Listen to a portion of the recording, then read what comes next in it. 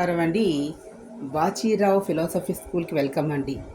ఈరోజు మన వీడియోలో అహంకారం గురించి. ఇక్కడ విశ్వామిత్రుడు వశిష్ఠుడు అనే ఇద్దరు ఋషులు ఉన్నారు.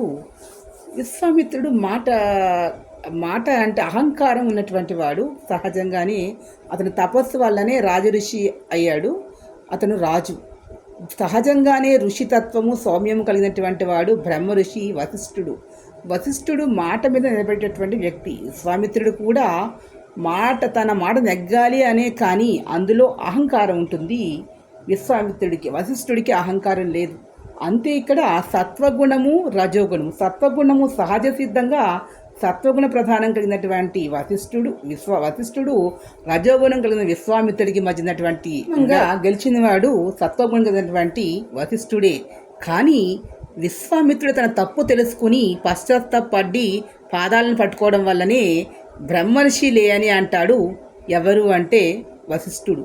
అంటే సత్వగుణం కలిగిన వారి దయ అనేది అంత గొప్పగా ఉంటుంది.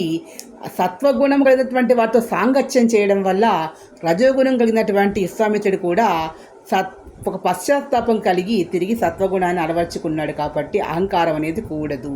శ్రీదేవిని ప్రసన్నం చేసుకున్న సృష్టికి ప్రతిసృష్టి చేసిన గొప్ప శక్తి తపస్సు విశ్వామిత్రుడు కేవలము అహంకారం వల్ల మాత్రమే ఓటమి పొందాడు. కాబట్టి జ్ఞానం ఎంత ఉన్నా కూడా అహంకారం ఉన్నట్లయితే వారికి ఓటమి సంభవిస్తుంది. కాబట్టి ఆధ్యాత్మిక జీవితంలో అహంకారం అనేది కొంత. మరిన్ని ఇలాంటి వీడియోస్ కోసం ప్లీజ్ సబ్స్క్రైబ్ మై ఛానల్.